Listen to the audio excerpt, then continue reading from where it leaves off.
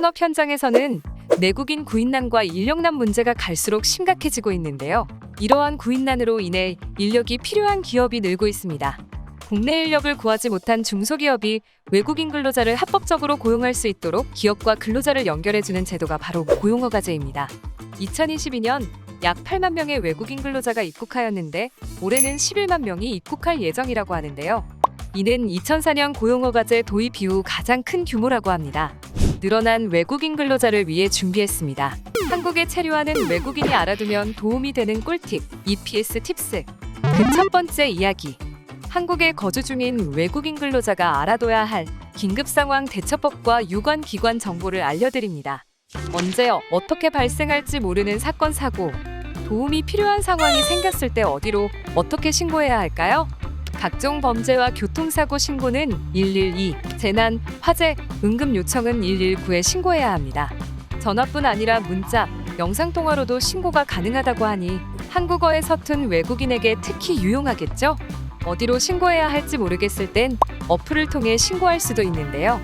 긴급신고 바로 모바일 어플 하나로 범죄, 화재, 구조 등 신고 유형에 따라 경찰, 소방, 해경, 어느 기관으로든 한 번에 신고할 수 있습니다.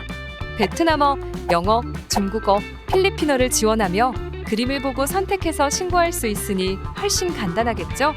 집에 불이 난 것을 본 아버지가 119에 화재 신고를 하려 했으나 너무 당황한 나머지 119가 몇 번이냐고 물었다는 유머글이 인터넷에 떠돌기도 했는데요. 이처럼 긴급 상황을 마주하면 당황하는 경험을 겪기도 합니다. 긴급신고 112, 119 꼭 기억해요. 한국에 체류하고 있는 외국인 근로자와 고용사업주가 겪는 문화적 격차, 언어소통 문제를 상담할 수 있는 곳이 있습니다. 바로 외국인력 상담센터인데요. 외국인 근로자를 위해 현지 언어 지원 서비스로 중국어, 베트남어, 따갈로그어, 영어, 태국어 등 총 18개의 언어를 지원하고 있고요.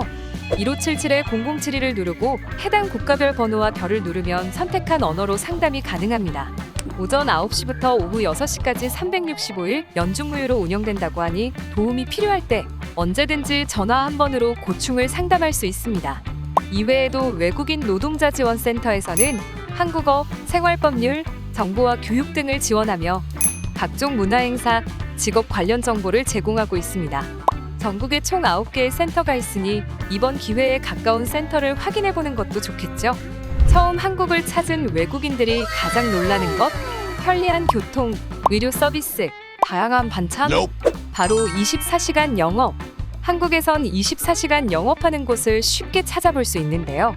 길거리에서 흔하게 볼 수 있는 편의점부터 PC방, 응급실 등이 있습니다.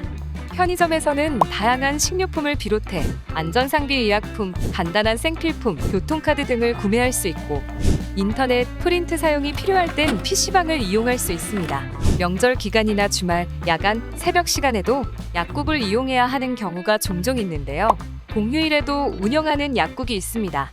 인터넷에 휴일 지킴이 약국을 검색한 뒤 찾고자 하는 지역, 날짜, 시간을 선택하면 쉽게 찾을 수 있으니 휴일 지킴이 약국 사이트에서 꼭 확인해 보세요.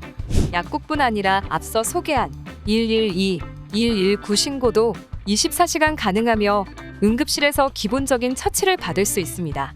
이상 알아두면 도움되는 다양한 한국 정보, EPS 팁스, 다음에 또 다른 꿀팁으로 만나요.